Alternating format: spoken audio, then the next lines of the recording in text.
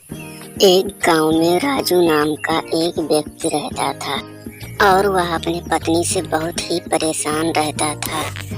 उसके घर में उसकी पत्नी और उसकी माँ और उसकी बेटी रहती थी। उसकी पत्नी उससे सारा दिन झगड़ा करती और घर का कोई काम भी नहीं करती थी।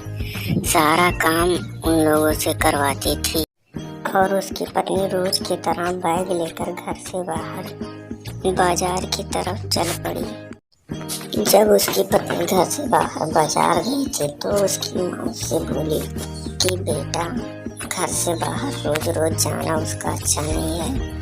गांव और समाज के लोग क्या बोलेंगे, और हम लोगों से इतना काम भी करवाती है, तुम उसे समझाते क्यों नहीं हो।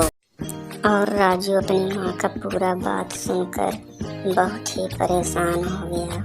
वह सोच रहा था कि अगर मैं अपनी पत्नी को बोलूँगा तो वो भी गुस्सा हो जाएगी और माँ की बात मैं तो टाल नहीं सकता हूँ। और राजू अकेला घर में बैठकर यह बातें सोच ही रहा था कि अचानक में उसकी पत्नी आ गई और उसकी माँ को और उसे इतना ताना बोली मार रही थी कि वह इन सब बातों से बहुत ही परेशान हो गए। राजू और उसकी माँ बिमला की कोई भी बात पर जवाब नहीं देते थे। वह चुपचाप सिर्फ उसका बात सुनते ही रहते हैं। बिमला अपनी सहेली मीना के घर घूमने के लिए गई थी तो मीना ने अपनी सारी बात उसे बता दी कि उसकी सास और उसका पति उस पर कितना अत्याचार करते थे। मुझे घर से बाहर नहीं जाने देते और घर का सारा काम काज मुझसे ही करवाते हैं। मुझे किसी से भी मिलने का इजाज़त नहीं देते थे।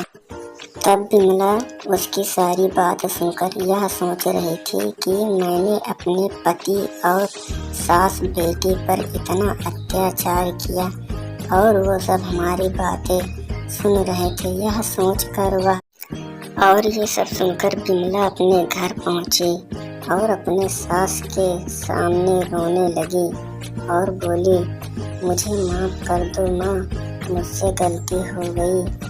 मुझे आप पर इतना अत्याचार नहीं करना चाहिए था। आज से मैं घर का सारा काम काज करूँगा और घर की सारी साफ सफाई हम ही करेंगे, हमें माफ़ कर दीजिए। तब उसकी सास बोली, कोई बात नहीं बेटी, मुझे पता था तुम्हें इस गलती का एहसास होगा और तुम मुझसे इस बात का क्षमा मांगो। और उसका पति मन ही मन खुश हुआ कि चलो अब घर का काम काज नहीं करना पड़ेगा।